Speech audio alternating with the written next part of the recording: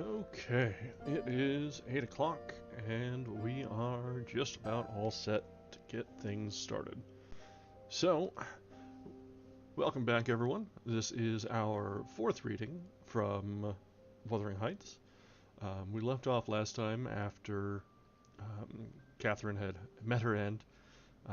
What had originally seemed to have been all sort of a self-imposed hysteria, it turned out to be something a little bit more. That, or she angried herself into the grave. It's really hard telling with these people. Um, so we'll be able to pick back up with probably the next step in Nellie's narration of how Heathcliff became how he is today and what happened to those who remained.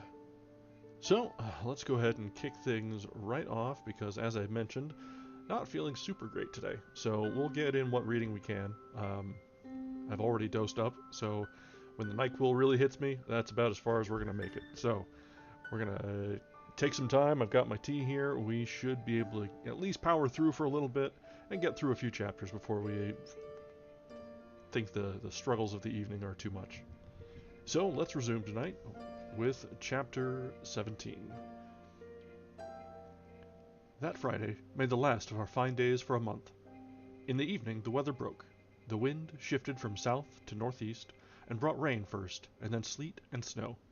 On the morrow one could hardly imagine that there had been 3 weeks of summer.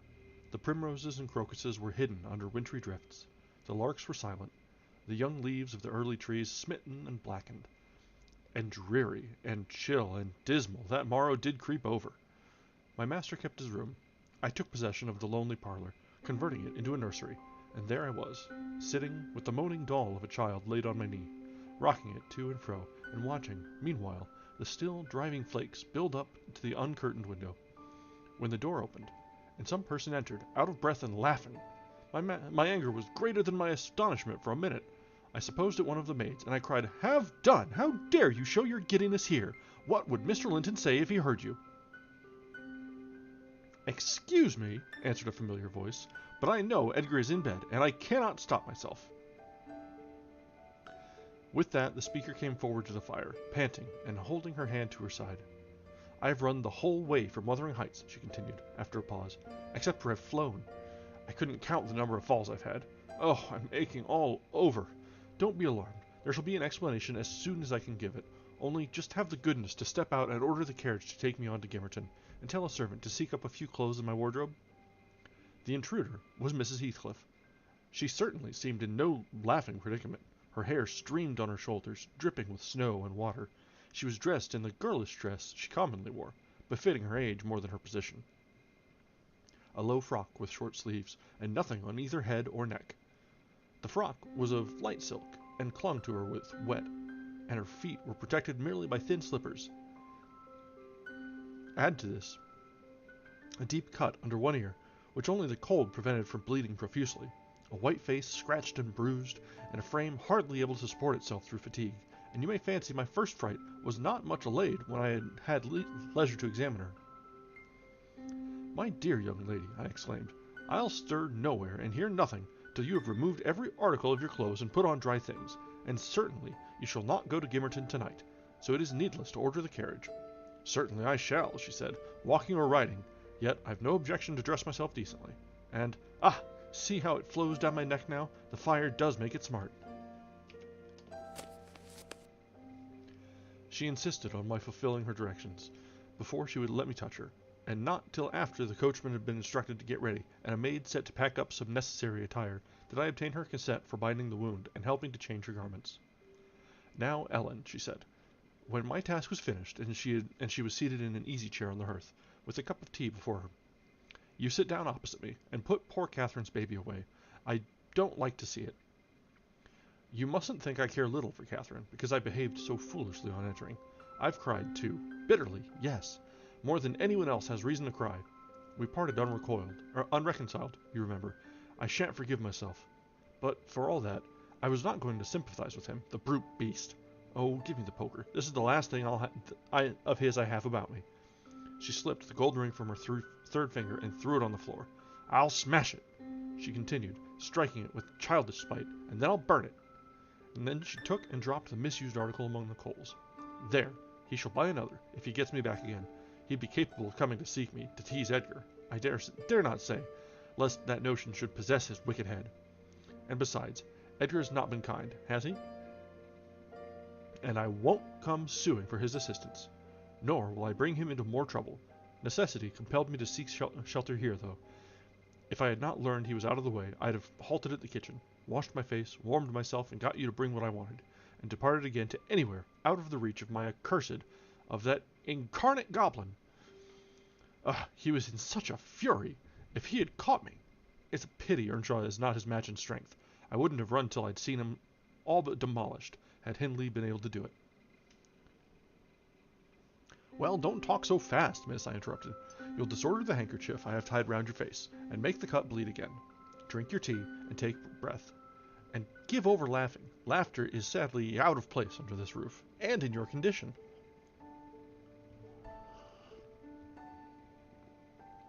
"An undeniable truth," she replied. "Listen to that child. It maintains a constant wail. Send it out of my hearing for an hour. I shan't stay any longer." I rang the bell, and committed it to a servant's care, and then I inquired what had urged her to escape from Wuthering Heights in such an unlikely plight, and where she meant to go, and she refused remaining with us. "I ought, and I wish to remain," answered she, "to cheer Edgar, and to take care of the baby. For two things, and because the Grange is my right home. But I tell you, he wouldn't let me. Do you think he could bear to see me grow fat and merry? could bear to think that we were tranquil, and not resolve on poisoning our comfort. Now, I have the satisfaction of being sure that he detests me, to the point of its annoying him seriously to have me within earshot or eyesight. I notice, when I enter his presence, the muscles of his countenance are involuntarily distorted into an expression of hatred, partly arising from his knowledge of the good causes I have to feel that sentiment for him, and partly from original aversion. It is strong enough to make me feel pretty certain that he would not chase me over England, supposing I contrived a clear escape, and therefore I must get quite away. I've recovered from my first desire to be killed by him. I'd rather he killed himself. He has extinguished my love effectually, and so I'm at my ease. I can recollect yet how I loved him, and can dimly imagine that I could still be loving him, if... No, no! Even if he had doted on me, the devilish nature would have revealed its existence somehow. Catherine had an awfully perverted taste to esteem him so dearly, knowing him so well. Monster! Would that he could be blotted out of creation, and out of my memory. Hush, hush, he's a human being, I said. Be more charitable. There are worse men than he is yet. He's not a human being, she retorted, and he has no claim on my charity. I gave him my heart, and he took it and pinched it to death, and flung it back to me. People feel with their hearts, Ellen, and since he has destroyed mine, I have not power to feel for him, and I would not, though he groaned from this to his dying day, and wept tears of blood for Catherine. No, indeed, indeed I wouldn't. And here Isabella began to cry, but immediately, dashing the water from her lashes, she recommenced. You asked what has driven me to flight at last? I was compelled to attempt it, because I had succeeded in rousing his rage a pitch above his malignity. Pulling out the nerves with red-hot pincers requires more coolness than knocking on the head. He was worked up to forget the fiendish prudence he boasted of, and proceeded to murderous violence. I experienced pleasure in being able to exasperate him.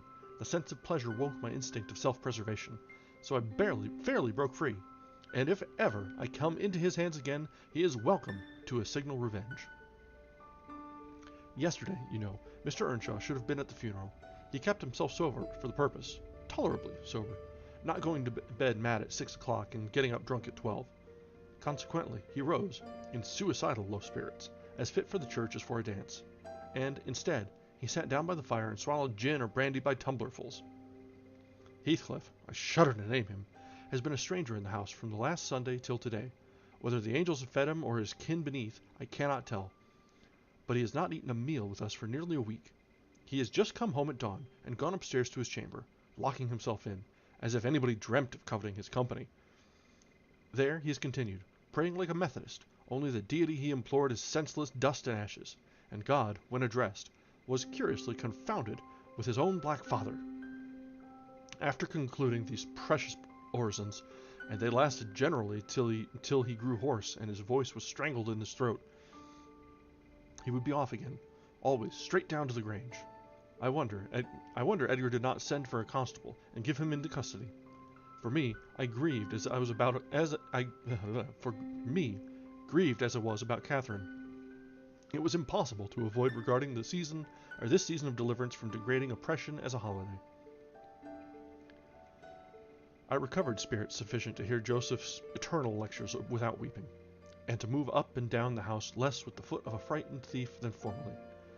You wouldn't think that I should cry at anything Joseph could say, but he and Hareton are detestable companions. I'd rather sit with Hindley and hear his awful talk than to little Meister and his staunch supporter. That odious old man. When Heathcliff is in, I'm often obliged to seek the kitchen and their society, or starve among the damp, uninhabited chambers.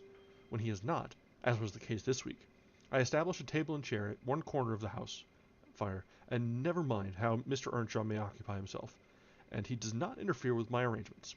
He is quieter now than he used to be, if no one provokes him, more sullen and depressed, and less furious. Joseph affirms, he's sure as an altered man, that the Lord has touched his heart, and he is saved so as by fire. I'm puzzled to detect signs of the favorable change, but it is not my business. Yester evening, I sat in my nook, reading some old books, till late on towards 12.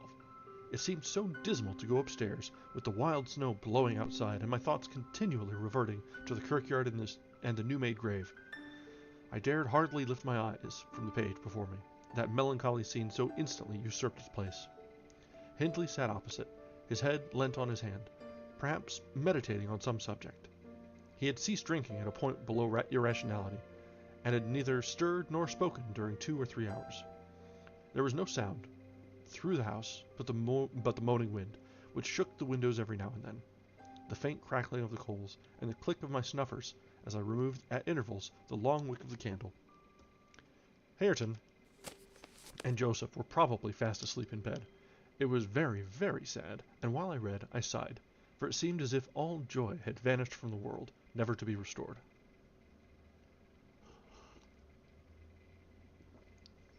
The doleful silence was broken at length by the sound of the kitchen latch. Heathcliff had returned from his watch earlier than usual, owing, I suppose, to the sudden storm. That entrance was fastened, and we heard him coming round to get in by the other. I rose with an irrepressible expression of what I felt on my lips, which induced my companion, who had been staring towards the door, to turn and look at me. "I'll keep him out 5 minutes," he exclaimed. "You won't object?" "No, you may keep him out the whole night for me," I answered. "Do, put the key in the lock and draw the bolts." Earnshaw accomplished this ere his guest reached the front. He then came and brought his chair to the other side of my table, leaning over it and searching in my eyes for sympathy with the burning hate that gleamed from his. As he both looked and felt like an assassin, he couldn't exactly find that, but he discovered enough to encourage him to speak. "You and I," he said, "have each a great debt to settle with the man out yonder. If we were neither of us cowards, we might combine to discharge it. Are you as soft as your brother? Are you willing to endure to the last, and not once attempt a repayment?" "I'm weary of enduring now," I replied, "and I'd be glad of a retaliation that wouldn't recoil on myself, but treachery and violence are spears pointed at both ends. They wound those who resort to them worse than their enemies." "Treachery and violence are just a return for treachery and violence," cried Hindley. "Mrs. Heathcliff, I'll ask you to do nothing, but sit still and be dumb. Tell me now, can you? I'm sure you would have as much pleasure as I in witnessing the conclusion of the fiend's existence. He'll be your death unless you overreach him, and he'll be my ruin. Damn the hell villain! He knocks at the door as if he were master here already. Promise to hold your tongue, and before that clock strikes, it wants 3 minutes of 1, you're a free woman." He took the implements which I described to you in my letter from his breast, and would have turned down the candle. I snatched it away, however, and seized his arms. "I'll not hold my tongue," I said. "You mustn't touch him. Let the door remain shut, and be quiet." "No, I've formed my resolution, and by God I'll execute it," cried the desperate being. "I'll do you a kindness in spite of yourself, and Hareton justice. And you needn't trouble your head to screen me. Catherine is gone. Nobody alive would regret me, or be ashamed, though I cut my throat this minute, and it's time to make an end. I might as well have struggled with a bear, or reasoned with a lunatic. The only resource left to me was to run a lattice and warn his intended victim of the fate which awaited him." "You'd better seek shelter somewhere else tonight," I exclaimed in a rather triumphant tone. "Mr. Earnshaw has a mind to shoot you, if you persist in endeavoring to enter." "You'd better open the door, he answered, addressing me by some elegant term that I don't care to repeat. "I shall not meddle in the matter," I retorted again. "Come in and get shot, if you please. I've done my duty." With that, I shut the window, and returned to my place by the fire, having too small a stock of hypocrisy at my command to pretend any anxiety for the danger that menaced him. Earnshaw swore passionately at me, affirming that I loved the villain yet, and calling me all sorts of names for the base spirit I evinced. And I, in my secret heart, and conscience never reproached me, thought what a blessing it would be for him should Heathcliff put him out of misery, and what a blessing for me should he send Heathcliff to his right abode. As I sat nursing these reflections, the casement behind me was banged on to the floor by a blow from the latter individual, and his black countenance looked blightingly through. The stanchion stood too close to suffer his shoulders to follow, and I smiled, exulting in my fancied security. His hair and clothes were whitened with snow, and his sharp cannibal teeth, revealed by cold and wrath, gleamed through the dark. "Isabella, let me in, or I'll make you repent," he gurned, as Joseph calls it. "I cannot commit murder," I replied. "Mr. Hindley stands sentinel with a knife and loaded pistol." "Let me in by the kitchen door," he said. "Hindley will be there before me," I answered. "And that's a poor love of yours that cannot bear a shower of snow. We were left at peace in our beds as long as the summer moon shone, but the moment a blast of winter returns you must run for shelter. Heathcliff, if I were you, I'd go stretch myself over her grave and die like a faithful dog. The world is surely not worth living in now, is it?" You had distinctly impressed on me the idea that Catherine was the whole joy of your life. I can't imagine how you think of surviving her loss."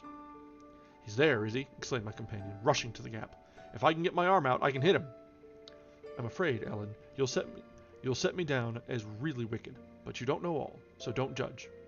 I wouldn't have aided or abetted an attempt on even his life for anything.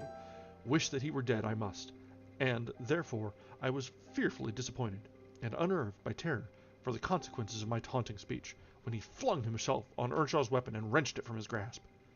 The charge exploded, and the knife, in springing back, closed into its owner's wrist. Heathcliff pulled it away by main force, slitting up the flesh as it passed on, and thrust it dripping into his pocket. He then took a stone, struck down the diversion between the two windows, and sprang in. His adversary had fallen senseless with excessive pain and the flow of blood that gushed from an artery or a large vein. The ruffian kicked and trampled on him and dashed his head repeatedly against the flags, holding me with one hand, meantime, to prevent me summoning Joseph.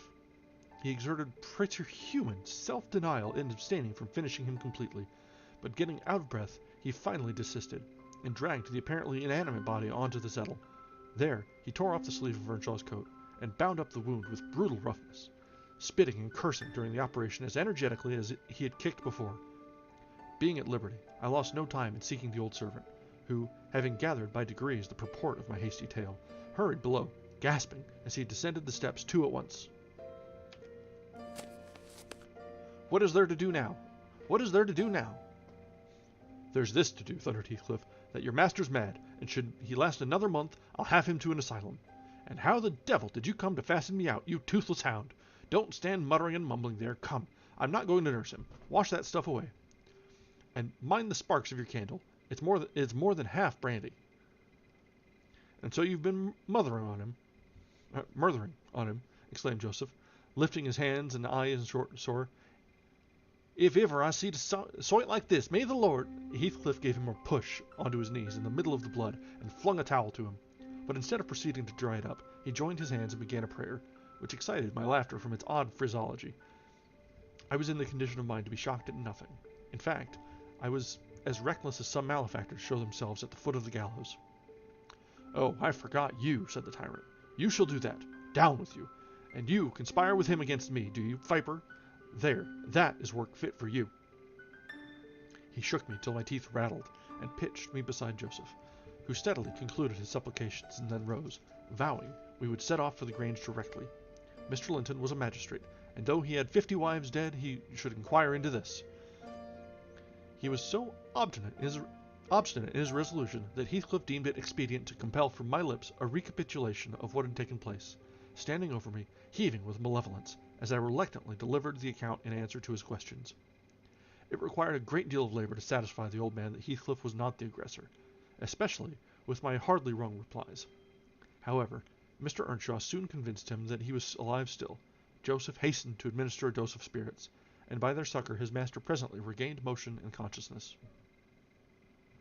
Heathcliff, aware that his opponent was ignorant of the treatment he received, while insensible, called him deliriously intoxicated, and said he should not notice his atrocious conduct further, but advised him to get to bed. To my joy, he left us, after giving this judicious counsel, and Hindley stretched himself on the hearthstone. I departed to my own room, marveling that I had escaped so easily. This morning, when I came down, about half an hour before noon, Mr. Earnshaw was sitting by the fire, deadly sick. His evil genius, almost as gaunt and ghastly, leant against the chimney. Neither appeared inclined to dine, and having waited until all was cold on the table, I commenced alone. Nothing hindered me from eating heartily, and I experienced a certain sense of satisfaction and superiority as, at intervals, I cast a look towards my silent companions, and felt the comfort of a quiet conscience within me. After I had done, I ventured on the unusual liberty of drawing near the fire, going round Earnshaw's seat, and kneeling in the corner beside him. Heathcliff did not glance my way, and I gazed up, and contemplated his features almost as confidently as if they had been turned to stone. His forehead, that I had once thought so manly, and that I now think so diabolical, was shaded with a heavy cloud. His basilisk eyes were nearly quenched by sleeplessness, and weeping, perhaps, for the lashes were wet then, his lips devoid of their ferocious sneer, and sealed in an expression of unspeakable sadness. Had it been another, I would have covered my face in the presence of such grief. In his case, I was gratified, and, ignoble as it seems to insult a fallen enemy, I couldn't miss the chance of sticking in a dart. His weakness was the only time when I could taste the delight of paying wrong for wrong. Fie, miss, I interrupted. One might suppose you had never opened a Bible in your life. If God afflict your enemies, surely that ought to suffice you. It is both mean and presumptuous to add your torture to his. In general, I'll allow that it would be, Ellen, she continued, but what misery laid on Heathcliff could content me, unless I have a hand in it. I'd rather he suffered less, if I might cause his sufferings, and he might know that I was the cause. Oh, I owe him so much. On only one condition can I hope to forgive him. It is, if I may take an eye for an eye, a tooth for a tooth, for every wrench of agony return a wrench, reduce him to my level. As he was the first to injure, make him the first to implore pardon, and then, why then, Ellen, I might show you some generosity. But it is utterly impossible I can ever be revenged, and therefore I cannot forgive him. Hindley wanted some water, and I handed him a glass, and asked him how he was. Not as ill as I wish, he replied, but leaving out my arm, every inch of me is as sore as if I had been fighting with a legion of imps.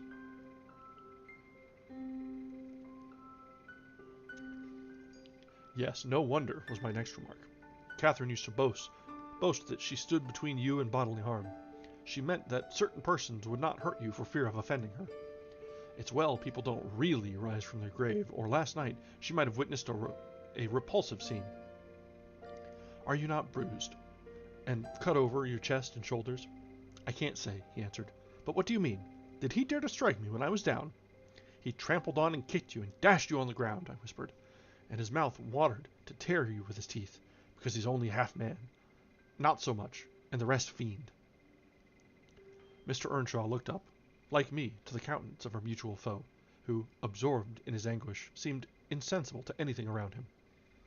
The longer he stood, the plainer his reflections revealed their blackness through his features. Oh, if God would give me strength to strangle him in my last agony, I'd go to hell with joy, groaned the impatient man, writhing to rise, and sinking back in despair, convinced of his inadequacy for the struggle. Nay, it's enough that he has murdered one of you, I observed aloud. At the Grange, everyone knows your sister would have been living now had it not been for Mr. Heathcliff. After all, it is preferable to be hated than loved by him. When I recollect how happy we were, how happy Catherine was before he came, I am fit to curse the day. Most likely, Heathcliff noticed more the truth of what was said than the spirit of the person who said it.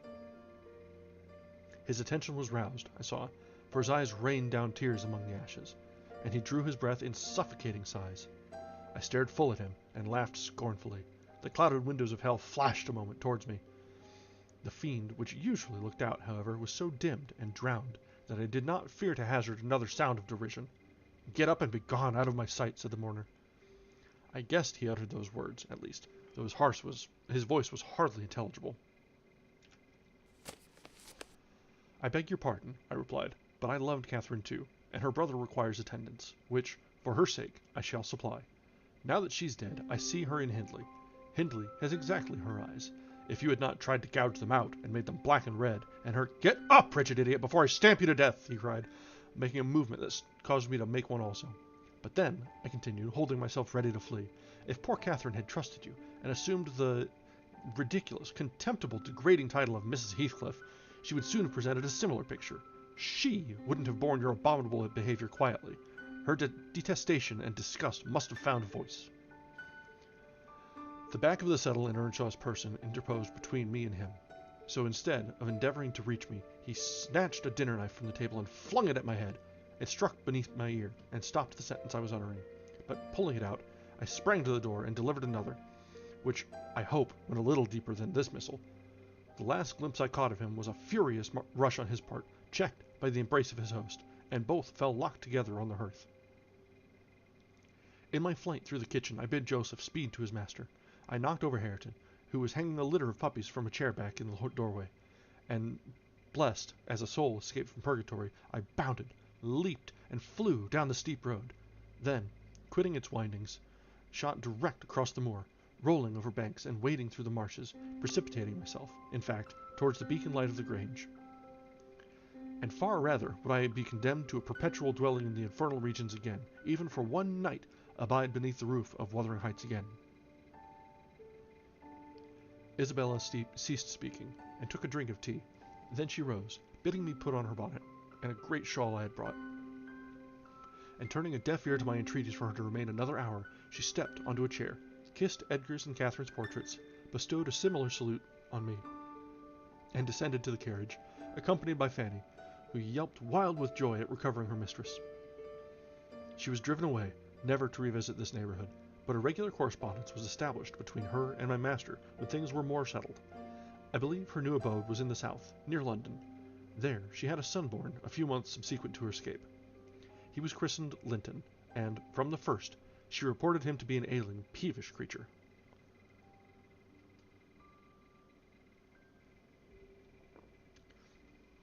Mr. Heathcliff, meeting me one day in the village, inquired where she lived. I refused to tell. He remarked that it was not of any moment, only she must be aware of coming to her brother.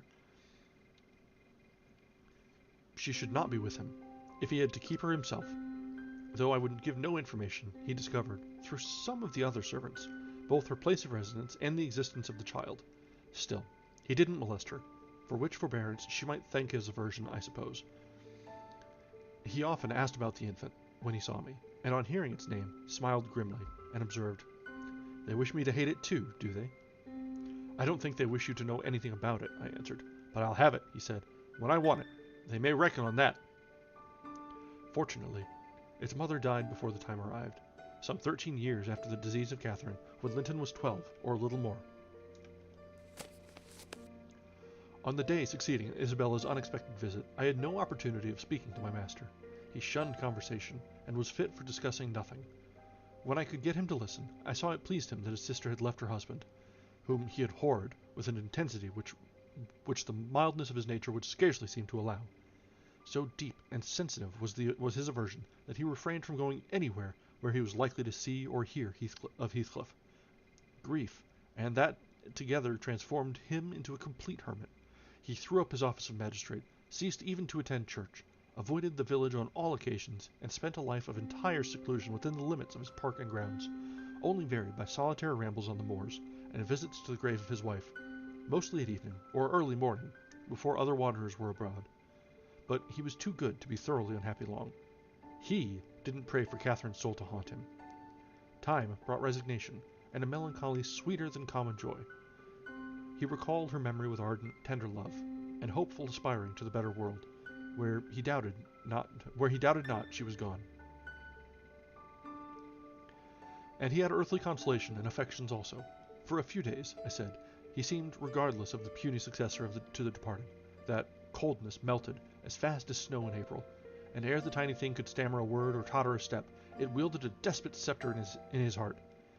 It was named Catherine, but he never called it the name in full, as he had never called the first Catherine short, probably because Heathcliff had a habit of doing so. The little one was always Cathy. It formed to him a distinction from the mother, and yet a connection with her, and his attachment sprang from its relation to her, far more than from its being his own. I used to draw a comparison between him and Hindley Earnshaw, and perplex myself to explain satisfactorily why their conduct was so opposite in similar circumstances. That they had both been fond husbands, and were both attached to their children, and I could not see how they shouldn't both have taken the same road, for good or evil. But I thought in my mind, Hindley, with apparently the stronger head, has shown himself sadly the worse and the weaker man. When his ship struck, the captain abandoned his post, and the crew, instead of trying to save her, rushed into riot and confusion, leaving no hope for their luckless vessel. Linton, on the contrary, displayed the true courage of a loyal and faithful soul. He trusted God, and God comforted him. One hoped, and the other despaired. They chose their own lots, and were righteously doomed to endure them. But you'll not want to hear my moralizing, Mr. Lockwood. You'll judge, as well as I can, all these things. At least, you'll think you will, and that's the same. The end of Earnshaw was what might have been expected. It followed fast on his sister's. There were scarcely 6 months between them. We, at the Grange, never got a very succinct account of his state proceeding. All that I did learn was on occasion of going to aid in the preparations for the funeral. Mr. Kenneth came to announce the event to my master. "Well, Nellie," said he, riding up into the yard one morning, too early not to alarm me with an instant presentiment of bad news. "It's yours and my turn to go into mourning at present. Who's given up the slip now, do you think?" "Who?" I asked in a flurry. "Why, guess," he returned, dismounting, and slinging his bridle on a hook by the door. "And nip up the corner of your apron. I'm certain you'll need it." "Not Mr. Heathcliff, surely," I exclaimed.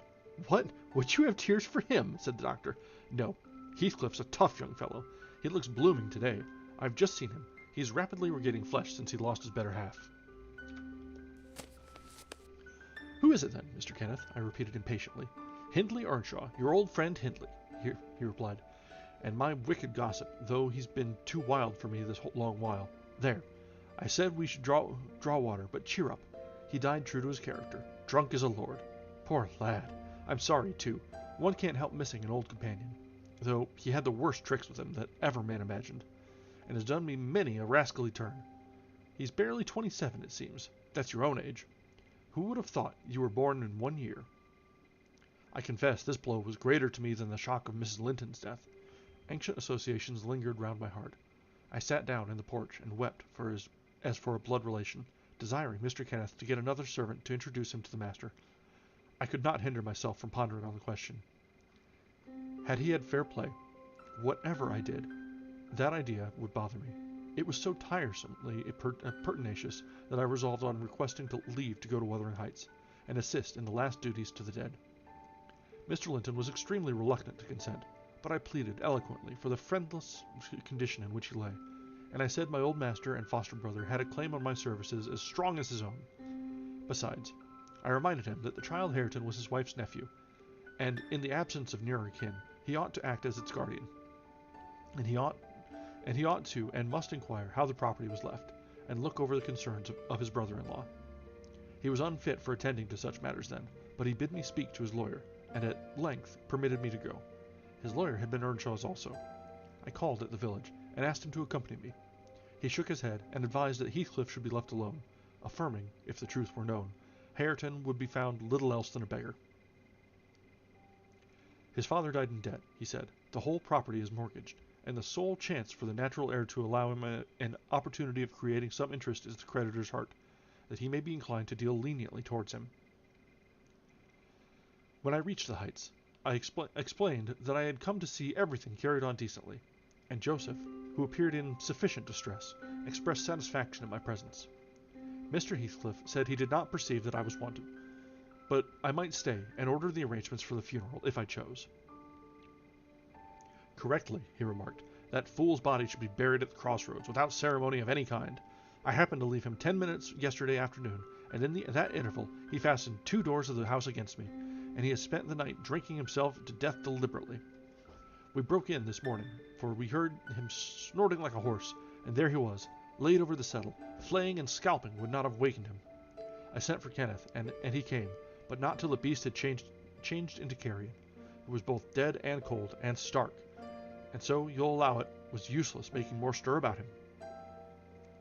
The old servant confirmed this statement, but muttered, "I'd rather he'd go histlin' for the doctor. I should have taint to old master better nor him, and he warn't dead when I left, naught o' the sort." I insisted on the funeral being respectable. Mr. Heathcliff said I might have my own way there too, only he desired me to remember that the money for the whole affair came out of his pocket. He maintained a hard, careless deportment, indicative of neither joy nor sorrow. If anything, it expressed a flinty gratification at a piece of difficult work successfully executed. I observed once, indeed, something like exultation in his aspect. It was just when the people were bearing the coffin from the house. He had the hypocrisy to represent a mortar, and previous to following with Hareton, he lifted the unfortunate child onto the table and muttered with peculiar gusto, "Now, my bonny lad, you are mine, and we'll see if one tree won't grow as crooked as another, with the same wind to twist it." The unsuspecting thing was pleased at this speech.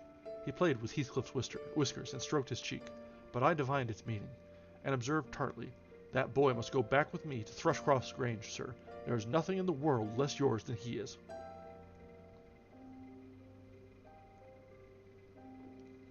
Does Linton say so? He demanded. Of course. He has ordered me to take him, I replied. Well, said the scoundrel, we'll not argue the subject now, but I've a fancy to try my hand at rearing a young one, so intimate to your master that I must supply the place of this with my own. If he attempt to remove it, I don't engage to let Hareton go undisputed, but I'll be pretty sure to make the other come. Remember to tell him. This hint was enough to bind our hands. I repeated its substance on my return, and Edgar Linton, little interested in the commencement, spoke no more of interfering. I'm not aware that he could have done it to any purpose, had he ever been so willing. The guest was now the master of Wuthering Heights. He held firm possession, and proved to the attorney, who, in his turn, proved it to Mr. Linton, that Earnshaw had mortgaged every yard of land he owned for cash to supply his mania for gaming, and he, Heathcliff, was the mortgagee. In that manner, Hareton, who should now be the first gentleman in the neighborhood, was reduced to a state of complete dependence on his father's inveterate enemy, and lives in his own house as a servant, deprived of the advantage of wages, quite unable to right himself because of his friendlessness, and his ignorance that he has been wronged. And that brings us to the end of chapter 17, wherein a lot happened and a lot of people died, and things were starting to both fall apart and come together all at once. The last of the Earnshaws has fallen, and the Mrs. Heathcliff, the younger Linton, has run off to the south of London, where she had Heathcliff's child, but they kept away forever, it seems, at least to what we know so far. So they've come to the state where almost all of the characters we saw when Mr. Lockwood first visited Wuthering Heights were collected. Heathcliff is the owner of the estate. Hareton is live-in. We've seen Joseph, who's still there. About the only ones missing were the mistress of the kitchens there, and young Kathy, who we've seen is still living with her father at this point. But there will probably be a turn, and I'm sure pretty quickly, where she comes to Heathcliff's home. So we'll find out next. Let's go ahead and continue with chapter 18. The 12 years, continued Mrs. Dean, following that dismal period, were the happiest of my life. My greatest troubles in their passage rose from our little lady's trifling illnesses, which she had to experience in common with all children, rich and poor. For the rest, after the first 6 months, she grew like a larch, and could walk and talk too in her own way. Before the heath blossomed a second time over Mrs. Linton's dust, she was the most winning thing that ever brought sunshine into a desolate house, a real beauty in face, with the Earnshaw's handsome dark eyes, but the Lintons' fair skin and small features, and yellow curling hair. Her spirit was high, though not rough, and qualified by a heart sensitive and lively to excess in its affections. That capacity for intense attachments reminded me of her mother. Still, she did not resemble her, for she could be soft and mild as a dove, and she had a gentle voice and pensive expression. Her anger was never furious, her love never fierce. It was deep and tender. However, it must be acknowledged, she had faults to foil her gifts. A propensity to be saucy was one, and a perverse will that indulged children invariably acquire, whether they be good-tempered or cross. If a servant chanced to vex her, it was always, "I shall tell Papa," and if he reproved her, even by a look, you would have thought it a heartbreaking business. I don't believe he ever did speak a harsh word to her. He took her education entirely on himself, and made it an amusement. Fortunately, curiosity and a quick intellect made her an apt scholar. She learned rapidly and eagerly, and did honor to his teaching. Till she reached the age of 13, she had not once been beyond the range of the park by herself. Mr. Linton would take her with him a mile or so outside on rare occasions, but he trusted her to no one else. Gimmerton was an unsubstantial name in her ears. The chapel, the only building she had approached or entered, except her own home. Wuthering Heights and Mr. Heathcliff did not exist for her. She was a perfect recluse, and apparently perfectly contented. Sometimes, indeed, while surveying the country from her nursery window, she would observe, "Ellen, how long will it be before I can walk to the top of those hills? I wonder what lies on the other side." Is it the sea? No, Miss Cathy, I would answer. It is hills again, just like these. And what are those golden rocks, like when you stand under them? She once asked. The abrupt descent of Penistone Crags particularly attracted her notice, especially when the setting sun shone on it and the topmost heights, and the whole extent of the landscape besides lay in shadow. I explained that they were bare masses of stone, with hardly enough earth in their clefts to nourish a stunted tree. And why are they bright so long after it is evening here? She pursued. Because they're a great deal higher up than we are here, replied I. You could not climb them. They are too high and steep. In winter, the frost is always there before it comes to us, and deep into summer I have found snow under the black hollow on the northeast side. Oh, you've been on them? She cried gleefully. Then I can go too, when I am a woman. Has Papa been, Ellen? Papa would tell you, miss, I answered hastily, that they are not worth the trouble of visiting. The moors, where you ramble with him, are much nicer, and Thrushcross Park is the finest place in the world. But I know the park, and I don't know those, she murmured to herself. And I should delight to look round me from the brow of the tallest point. My little pony Minnie shall take me sometime. One of the maids, mentioning the fairy cave, quite turned her head with a desire to fulfill this project. She teased Mr. Linton about it, and he promised she should have the journey when she got older. But Miss Catherine measured her age by months, and said, "Now, am I old enough to go to Penistone Crags?" was the constant question in her mouth. The road thither wound by Wuthering Heights. Edgar had not the heart to pass it, so she received as constantly the answer, "Not yet, love, not yet." I said Mrs. Heathcliff lived a dozen years after quitting her husband. Her family were of a delicate constitution. She and Edgar both lacked the ruddy health that you will generally meet in these parts. What her last illness was, I am not certain. I conjecture they died of the same thing, a kind of fever, slow at its commencement, but incurable, and rapidly consuming life towards the close. She wrote to inform her brother of the probable conclusion of a 4 months' indisposition under which she had suffered, and entreated him to come to her, if possible, for she had much to settle, and she wished to bid him adieu, and deliver Linton safely into his hands. Her hope was that Linton might be left with him, as he had been with her. His father, she would fain convince herself, had no desire to assume the burden of his maintenance or education. My master hesitated not a moment in complying with her request. Reluctant as he was to leave home at ordinary calls, he flew to answer this, commending Catherine to my peculiar vigilance in his absence, with reiterated orders that she must not wander out of the park, even under my escort. He did not calculate on her going unaccompanied. He was away 3 weeks. The first day or two my charge sat in a corner of the library, too sad for either reading or playing. In that quiet state she caused me little trouble, but it was succeeded by an interval of impatient, fretful weariness, and being too busy, and too old then, to run up and down amusing her, I hit on a method by which she might entertain herself. I used to send her on her travels round the grounds, now on foot, and now on a pony, indulging her with a patient audience of all her real and imaginary adventures when she returned.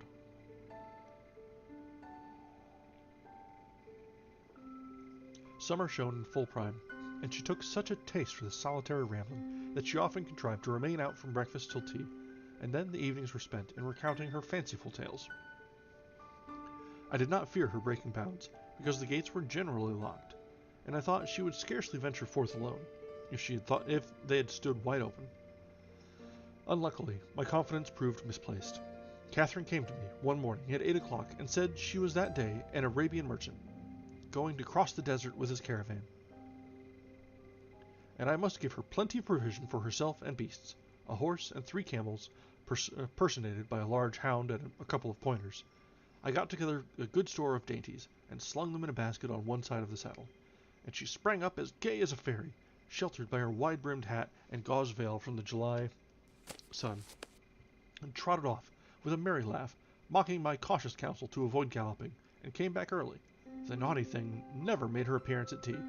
One traveller, the hound, being an old dog and fond of its ease, returned, but neither Cathy nor the pony nor the 2 pointers were visible in any direction. I dispatched emissaries down this path and that path, and at last, wandering in search of her myself, there was a labourer working at a fence round a plantation on the borders of the grounds. I inquired of him if he had seen our young lady. I saw her at morn, he replied. She would have at me to cut her a hazel switch, and then she leapt her galloway over the hedge yonder, where it is lowest, and galloped out of sight.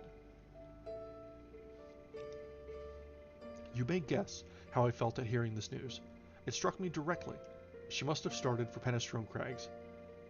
What will become of her? I ejaculated, pushing through a gap which the man was repairing, and making straight to the high road. I walked it for a wager, mile after mile, till a turn brought me in view of the heights. But no Catherine could I detect, far or near. The crags lie about a mile and a half beyond Mr. Heathcliff's place, and that is 4 from the Grange. So I began to fear night would fall ere I could reach them.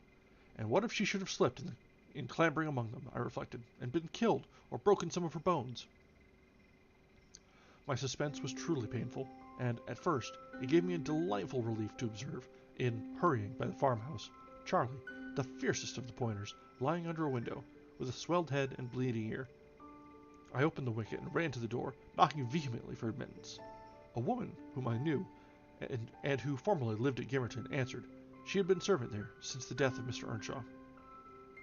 "Ah," said she, "you are come seeking your little mistress. Don't be frightened, she's here safe, but I'm glad it isn't the master." "He is not at home, then, is he?" I panted, quite breathless, with quick walking and alarm.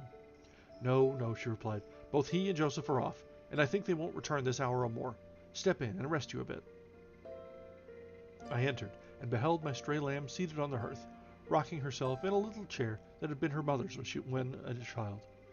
Her hat was hung against the wall, and she seemed perfectly at home, laughing and chattering in the best spirits imaginable to Hareton, now a great strong lad of 18, who stared at her with considerable curiosity and astonishment, comprehending precious little of the fluent succession of remarks and questions which her tongue never ceased pouring forth. "Very well, miss," I exclaimed, concealing my joy under an angry countenance. "This is your last ride till Papa comes back. I'll not trust you over the threshold again, you naughty, naughty girl." "Aha, Ellen!" she cried, gaily, jumping up and running to my side. "I shall have a pretty story to tell tonight. And so you found me out. Have you ever been here in your life before?" "Put that hat on, and home at once," said I. "I'm dreadfully grieved at you, Miss Cathy. You've done extremely wrong. It's no use pouting and crying. They won't repay the trouble I've had, scouting the country after you. To think how Mr. Linton charged me to keep you in, and you stealing off so. It shows you are a cunning little fox, and nobody will put faith in you any more." "What have I done?" sobbed she, instantly checked. "Papa charged me nothing. He'll not scold me, Ellen. He's never cross, like you. Come, come," I repeated. "I'll tie the riband. Now, let us have no petulance. Oh, for shame, you 13-year-old. It's such a baby." This exclamation was caused by her pushing the hat from her head, and retreating to the chimney, out of my reach. "Nay," said the servant, "don't be hard on the bonny lass, Mrs. Dean. We made her stop. She'd fain have ridden forwards, afeard you should be uneasy. Hareton offered to go with her, and I thought he should. It's a wild road over the hills."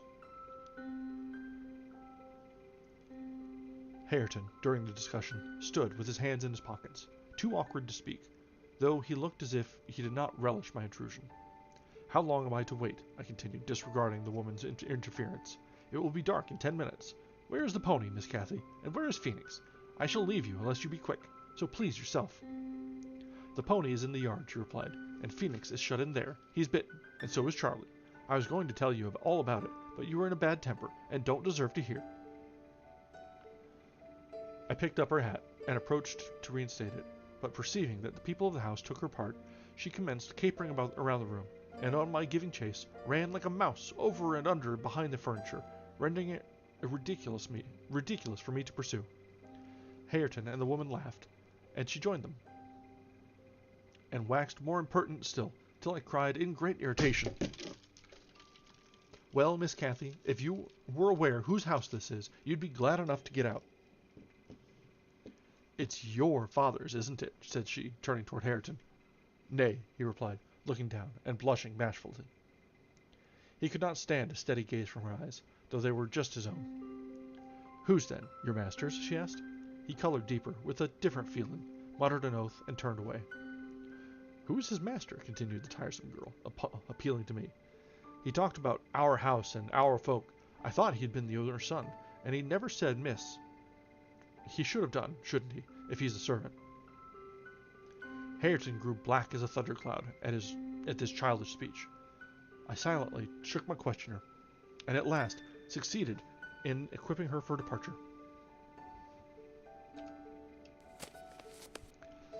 Now, get my horse, she said, addressing her unknown kinsman as she would one of the stable boys at the grange. And you may come with me.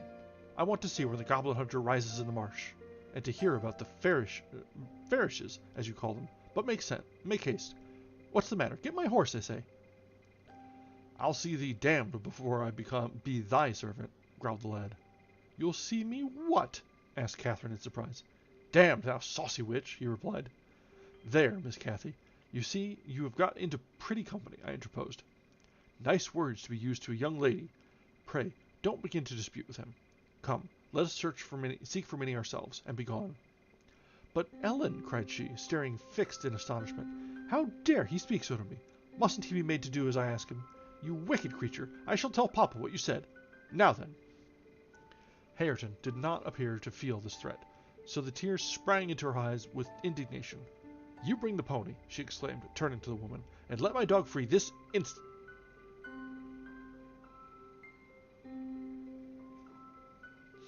Softly, miss, answered the address. You'll lose nothing by being civil, though Mr. Hareton there be not the master's son. He's your cousin, and I was never hired to serve you. He my cousin, cried Cathy with a scornful laugh. Yes, indeed, responded her reprover. Oh, Ellen, don't let them say such things, she pursued in great trouble. Papa has gone to fetch my cousin from London. My cousin is a gentleman's son. That my... She stopped and wept outright. Upset at the bare notion of relationship with such a clown. Hush, hush, I whispered. People can have many cousins and of all sorts, Miss Cathy, without being any the worse for it. Only they needn't keep their company if they be disagreeable and bad. He's not my cousin Ellen, she went on, gathering fresh grief from reflection, and flinging herself into my arms for refuge from the idea. I was much vexed at her and the servant for their mutual revelations, having no doubt of Linton's approaching arrival, communicated by the former, being reported to Mr. Heathcliff, and feeling as confident that Catherine's first thought on her father's return would be to seek an explanation of the latter's assertion concerning her rude-bred cousin.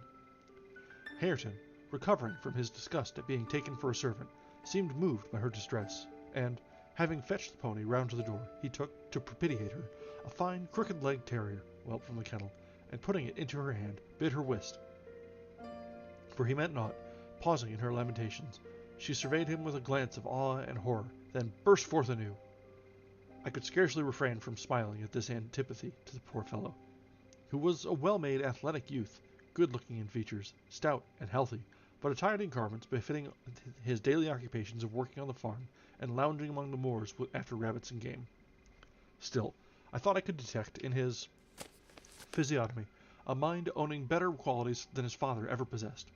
Good things lost amid a wilderness of weeds, to be sure, whose rankness far overtopped their neglected growth, yet, notwithstanding, evidence of a wealthy soil, that might yield luxuriant crops under other and favorable circumstances. Mr. Heathcliff, I believe, had not treated him physically ill, thanks to his fearless nature, which offered no temptation to that course of oppression. He had none of the timid susceptibility that would have given zest to ill treatment, in Heathcliff's judgment. He appeared to have bent his malevolence on making him a brute. He was never taught to read or write, never rebuked for any bad habit which did not annoy his keeper, never led a single step towards virtue or guarded by a single precept against vice. And from what I heard, Joseph contributed much to this deterioration by a narrow-minded partiality which prompted him to flatter and pet him, as a boy, because he was the head of the old family, and as he had been in the habit of accusing Catherine Earnshaw and Heathcliff, when children, of putting the master past his patience, and compelling him to seek solace in drink by what he termed their offald ways. So at present he laid the whole burden of Hareton's faults on the shoulders of the usurper of his property.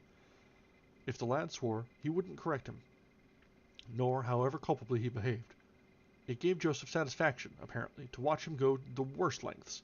He allowed that the lad was ruined, that his soul was abandoned to perdition, But then he reflected that Heathcliff must answer for it.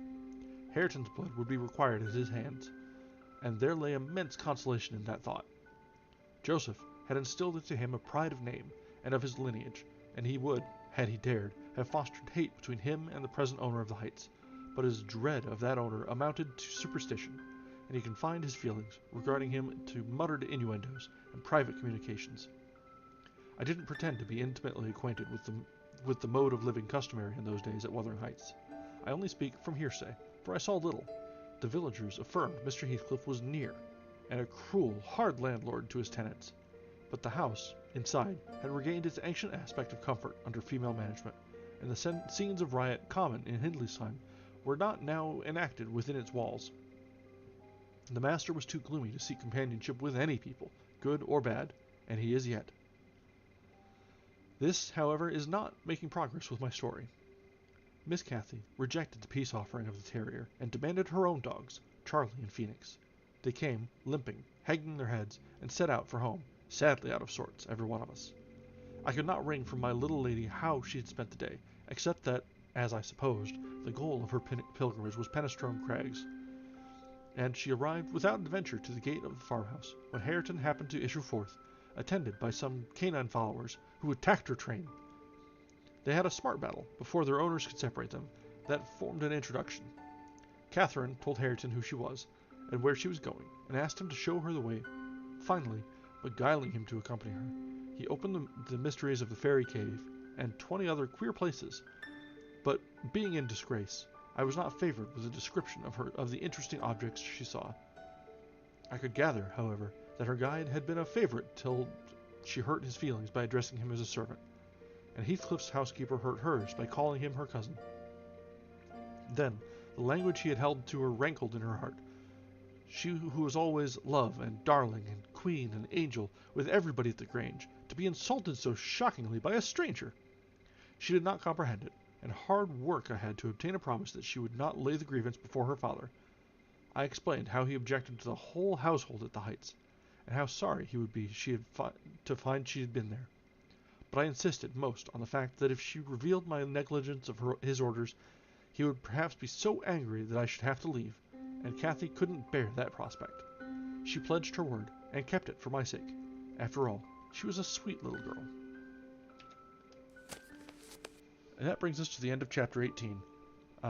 So we're seeing a little bit more of little Cathy, Catherine's daughter that she left behind, and that she's gone on an adventure and met her cousin Hareton, and they sort of got well off, and then it all fell to pieces. So we'll see if the second generation is going to be as twisted as the first, I'm sure. And yes, you're right, there were some cat crimes going on in the background. Simba decided that he thought it would be a wonderful time to knock over a drink. Luckily the top stayed on, so there wasn't too much of a mess. It was just a quick little panic grab. But they've wandered off now, so I guess I should set them as such. So, yep, he's I think as of Sunday, I think he's 3 months old, so he's a little tiny little ball of joy. He keeps me up all night, I swear. Yeah, I'm afraid to wander off. So, alright, I'm going to go ahead and take a quick break to top up my drink and sort of gird myself for the second half. We'll see how much further we can get tonight. So let's take just a few minutes, and we'll be back in just a little while. Alright, thanks guys.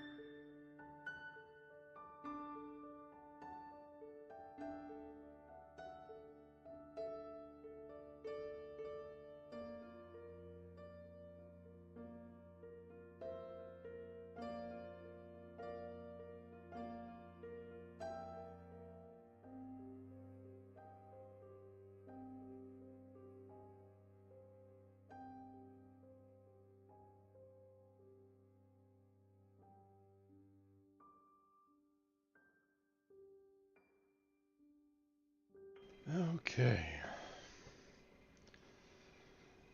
Now, I am starting to wear thin. Got some fresh tea. We'll probably get through another one, maybe 2 chapters, depending on the length tonight. Might call it a little early. Starting to hit me, but we can keep going for a little while longer. So, let's kick back off with chapter 19.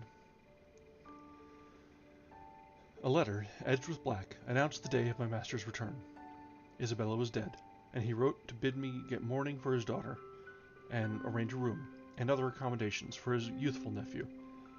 Catherine ran wild with joy at the idea of welcoming her father back, and indulged most sanguine anticipations of the innumerable excellencies of her real cousin. The evening of their expected arrival came. Since early morning she had been busy ordering her own small affairs, and now attired in her new black frock. Poor thing! Her aunt's death impressed her with no definite sorrow.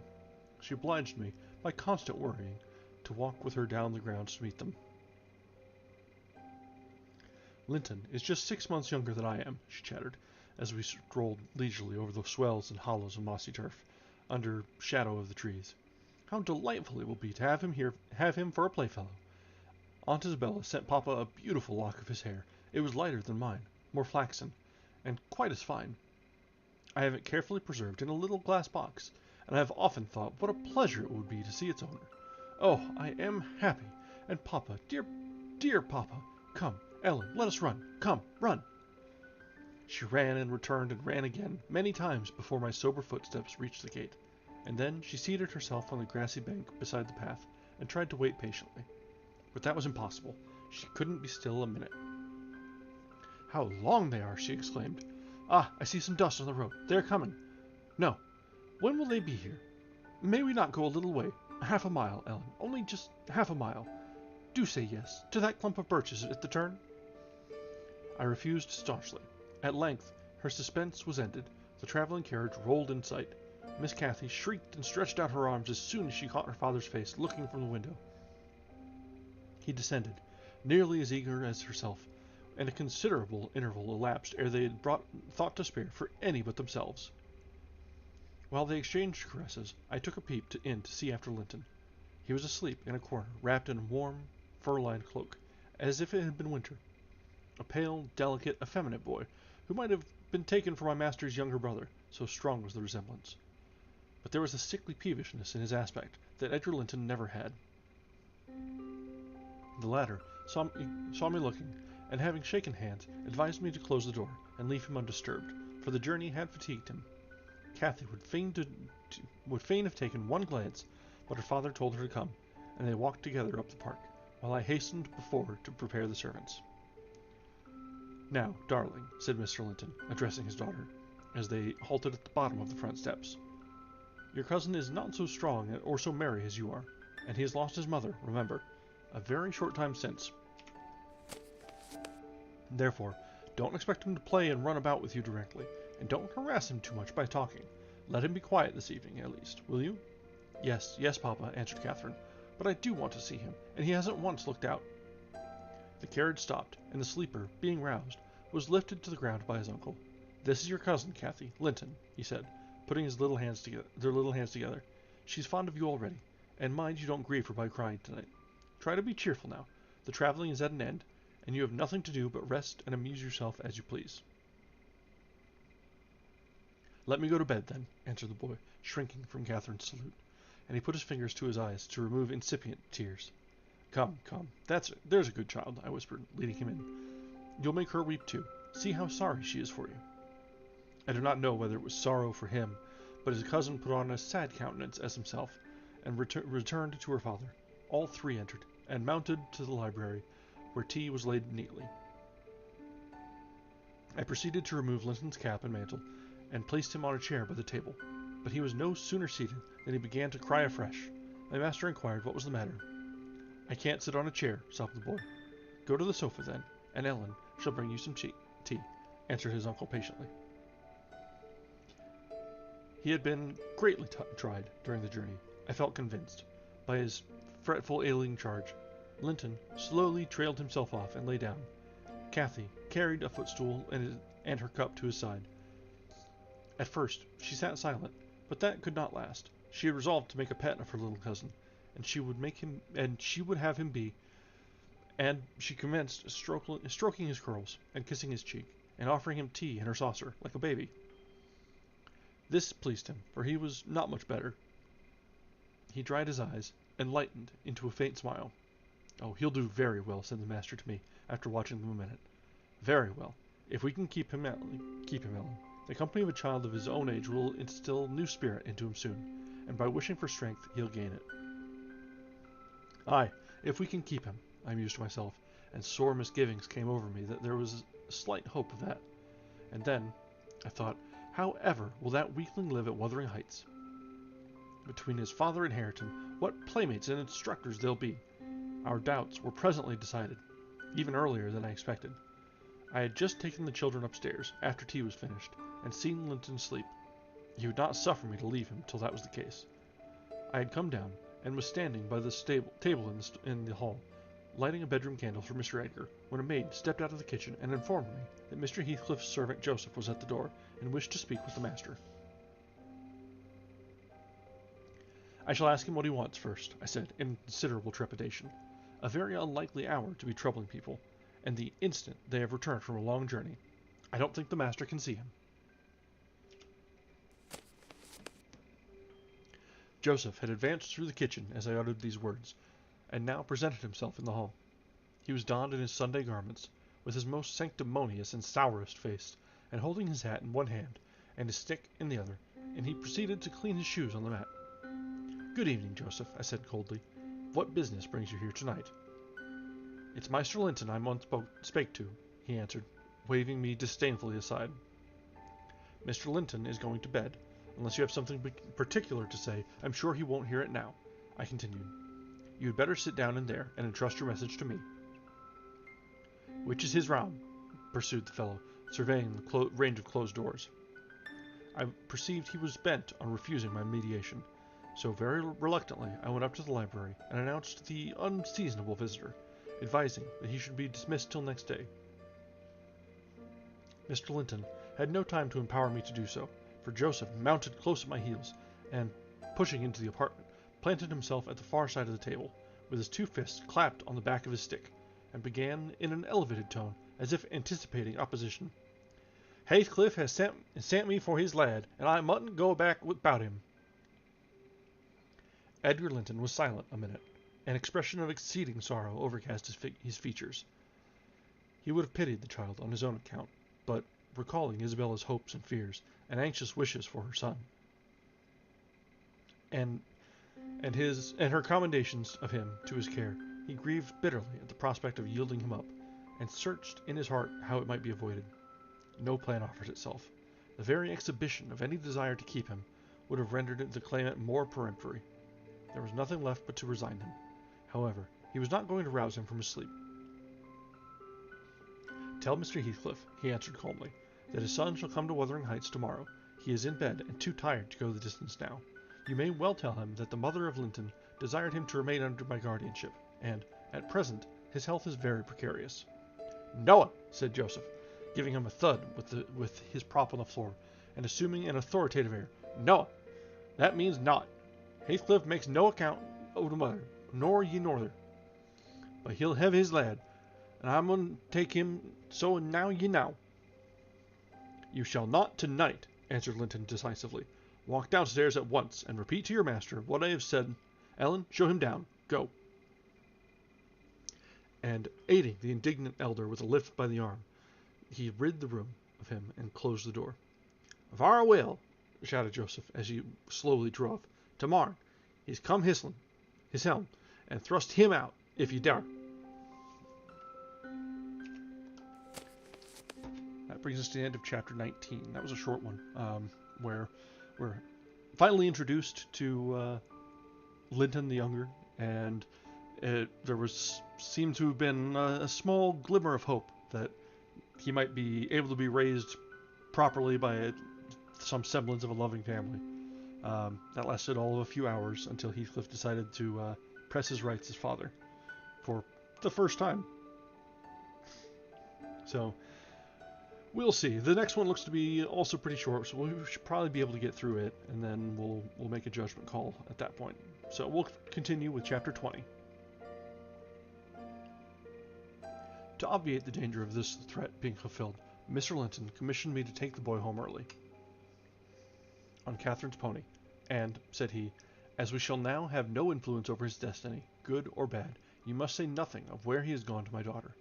She cannot associate with him hereafter, and it is better for her to remain in ignorance of his proximity, lest she should be restless and anxious to visit the heights. Merely tell her his father sent for him suddenly, and he has been obliged to leave us.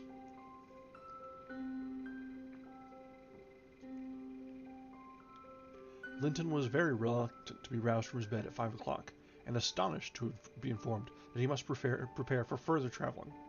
But I softened off the matter by stating that he was going to spend some time with his father, Mr. Heathcliff, who wished to see him very much, and he did not like to defer the pleasure till he should recover from his late journey. My father, he cried in strange perplexity. Mamma never told me I had a father. Where does he live? I'd rather stay with Uncle. He lives a little distance from the Grange, I replied, just beyond those hills. Not so far, but you may walk over here when you get hearty. And you should be glad to go home, and to see him. You must try to love him, as you did your mother, and then he will love you. But why have I not heard of him before? Asked Linton. Why didn't Mamma and he live together, as other people do? He had business to keep him in the north, I answered, and your mother's health required her to reside in the south. And why didn't Mamma speak to me about him? Persevered the child. She often talked of Uncle, and I learnt to love him long ago. How am I to love Papa? I don't know him. Oh, all children love their parents, I said. Your mother, perhaps, thought you would want to be with him if she mentioned him often to you. Let us make haste. An early ride on such a beautiful morning is much preferable to an hour's more sleep. Is she to go with us? He demanded, the little girl I saw yesterday. Not now, replied I. Is Uncle? He continued. No, I shall be your companion there, I said. Linton sank back on his pillow and fell into a brown study. I won't go without Uncle, he cried at length. I can't tell where you mean to take me. I attempted to persuade him of the naughtiness of showing a reluctance to meet his father. Still, he obstinately resisted any progress towards dressing, and I had to call for my master's assistance in coaxing him out of bed. The poor thing was finally got off, with several delusive assurances that his absence should be short, that Mr. Edgar and Cathy would visit him, and other promises, equally ill-founded, which I invented and reiterated at intervals throughout the way. The pure, heather-scented air, the bright sunshine, and the gentle canter of Minnie relieved his despondency after a while.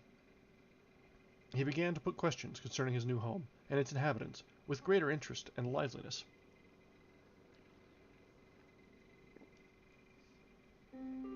Is Wuthering Heights as pleasant a place as Thrushcroft's Grange? He inquired, turning to take a last glance into the valley, whence a light mist mounted and formed a fleecy cloud on the skirts of the blue. It is not so buried in trees, I replied. It is not quite so large, but you can see the country beautifully all round, and the air is healthier for you, fresher and drier. You will, perhaps, think of building the old and dark at first, though it is a respectable house, the next best in the neighborhood, and you will have such nice rambles on the moors. Hareton Earnshaw, that is, Miss Cathy's older cousin, and so yours in a manner, will show you all the sweetest spots, and you can bring a book in fine weather, and make a green hollow of your study, and, now and then, your uncle may join you in a walk. He does frequently walk out on the hills.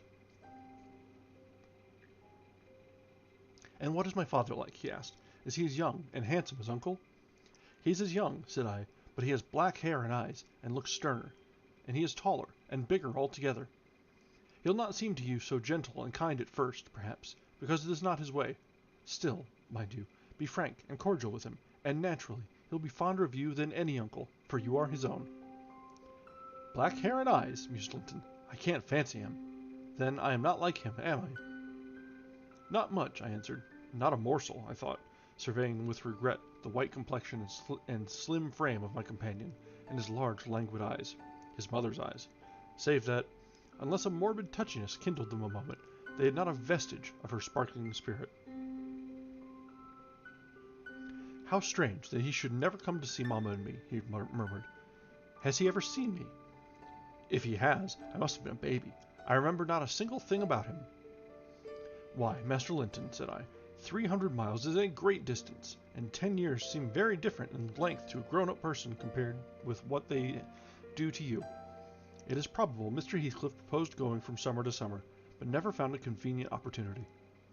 And now it is too late. Don't trouble him with questions on the subject. It will disturb him, for no good. The boy was fully occupied with his own cogitations for the remainder of the ride, till we halted before the farmhouse garden gate. I watched to catch his impressions on his countenance. He surveyed the carved front and low browed lattices, the straggling gooseberry bushes and crooked firs with solemn intentness, and then shook his head. His private feelings entirely disapproved of the exterior of his new abode, but he had sense to postpone complaining. There might be compensation within. Before he dismounted, I went and opened the door. It was 6:30. The family had just finished breakfast. The servant was clearing and wiping down the table. Joseph stood by his master's chair, telling some tale concerning a lame horse, and Hareton was preparing for the hayfield. "Hallo, Nelly," said Mr. Heathcliff when he saw me. "I feared I should have to come down and fetch my property myself. You brought it, have you? Let us see what we can make of it." He got up and strode to the door. Hareton and Joseph followed in gaping curiosity. Poor Linton ran a frightened eye over the faces of the three. "Surely," said Joseph after grave inspection, "he's swapped with you, maester, and yon's his lass." Heathcliff, having stared his son into an ague of confusion, uttered a scornful laugh. "God, what a beauty! What a lovely, charming thing!" he exclaimed. "Haven't they reared it on snails and sour milk, Nelly? Oh, damn my soul, but that's worse than I expected, and the devil knows I was not sanguine." I bid the trembling and bewildered child get down and enter. He did not thoroughly comprehend the meaning of his father's speech, or whether it were intended for him, indeed. He was not yet certain that the grim, sneering stranger was his father. But he clung to me with growing trepidation, and on Mr. Heathcliff's taking a seat and bidding him come hither, he hid his face on my shoulder and wept. "Tut, tut," said Heathcliff, stretching out a hand and dragging him roughly between his knees, and then, holding up his head by the chin, "None of that nonsense. We're not going to hurt thee, Linton. Isn't that thy name? Thou art thy mother's child entirely. Where is my share in thee, puling chicken?" He took off the boy's cap and brushed back his thick flaxen curls, felt his slender arms and his small fingers, during which examination Linton ceased crying, and lifted his great blue eyes to inspect the inspector. "Do you know me?" asked Heathcliff, having satisfied himself that the limbs were all equally frail and feeble. "No," said Linton, with a gaze of vacant fear. "You've heard of me, I dare say." "No," he replied again. "No! What a shame of your mother, never to waken your filial regard for me. You are my son, then. I'll tell you. And your mother was a wicked slut to leave you in ignorance of the sort of father you possessed. Now, don't wince, and color up. Though it is something to see you have not white blood. Be a good lad, and I'll do for you. Nelly, if you be tired, you may sit down. If not, get home again. I guess you'll report what you hear and see to the cipher at the Grange, and this thing won't be settled while you linger about it." "Well," replied I hope you'll be kind to the boy, Mr. Heathcliff, or you'll not keep him long, and he's all you have akin in the wide world that you will ever know. Remember." "I'll be very kind to him, you needn't fear," he said, laughing. "Only nobody else must be kind to him. I'm jealous of monopolizing his affection. And to begin my kindness, Joseph, bring the lads some breakfast. Hareton, you infernal calf, begone to your work. Yes, Nell," he added, when they had departed, "my son is protective over your place, and I should not wish him to die till I was certain of being his successor. Besides, he is mine, and I want the triumph of seeing my descendant fairly lord of their estates, my child hiring their children to till their father's lands for wages. That is the sole consideration which can make me endure the whelp. I despise him for myself, and hate him for the memories he revives. But that consideration is sufficient. He's as safe with me, and shall be tended as carefully as your master tends his own. I have a room upstairs, furnished for him in handsome style. I've engaged a tutor to come 3 times a week, from 20 miles distance, to teach him what he pleases to learn. I've ordered Hareton to obey him, and, in fact, I've arranged everything with a view to preserve the superior and the gentleman in him above his associates. I do regret, however, that he so little deserves the trouble. If I wished any blessing in the world, it was to find him a worthy object of pride, and I'm bitterly disappointed with the whey-faced, whining wretch." While he was speaking, Joseph returned, bearing a basin of milk porridge, and placed it before Linton, who stirred round the homely mess with a look of aversion, and affirmed he could not eat it. I saw the old manservant shared largely in his master's scorn of the child, though he was compelled to retain the sentiment in his heart, because Heathcliff plainly meant his underlings to hold him in honour. "Cannot eat it," repeated he, peering in Linton's face, and subduing his voice to a whisper, for fear of being overheard. "But Maister Hareton never ate naught else, when he were a little un, and what were good enough for him is good enough for ye. It's right to think." "I shan't eat it," answered Linton snappishly. "Take it away." Joseph snatched up the food indignantly, and brought it to us. "Is there aught ails the victuals?" he asked, thrusting the tray under Heathcliff's nose. "What should ail them?" he said. "Wah!" answered Joseph. "Yon dainty chap says cannot eat 'em, but I guess it's right. His mother were just so. We were a'most too mucky to sout corn for making her bread." "Don't mention his mother to me," said the master angrily. "Get him something he can eat, that's all. What is his usual food, Nelly?" I suggested boiled milk or tea, and the housekeeper received instructions to prepare some. Come, I reflected his father's selfishness may contribute to his comfort. He perceives his delicate constitution, and the necessity of treating him tolerably. I'll console Mr. Edgar by acquainting him with the turn Mr. Heathcliff's humour had taken. Having no excuse for lingering longer, I slipped out, while Linton was engaged in timidly rebuffing the advances of a friendly sheepdog. But he was too much on the alert to be cheated. As I closed the door, I heard a cry, and a frantic repetition of the words, "Don't leave me! I'll not stay here! I'll not stay here!" When the latch was raised and fell, they did not suffer him to come forth. I mounted Minnie, and urged her to a trot, and so my brief guardianship ended.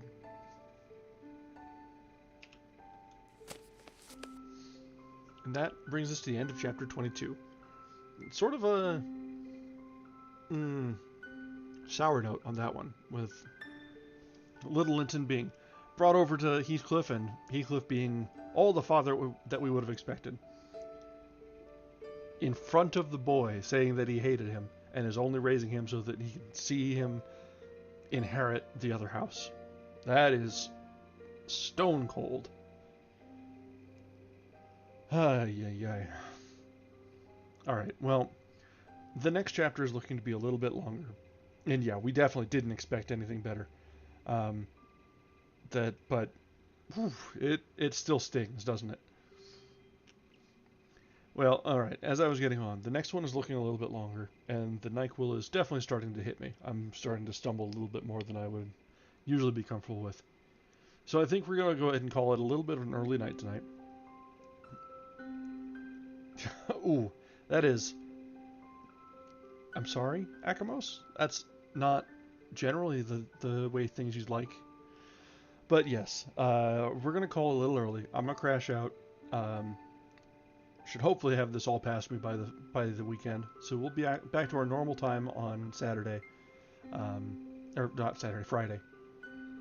And we should hopefully be able to finish... I think we'll probably be able to finish through this weekend. We're about 60% of the way through the book, and we've got 3 good sessions. So if not by Sunday, maybe next Tuesday we'll finish. So, alrighty. Thanks for joining us tonight, guys, and I hope everyone has a wonderful night. I'm off to rest and recuperate.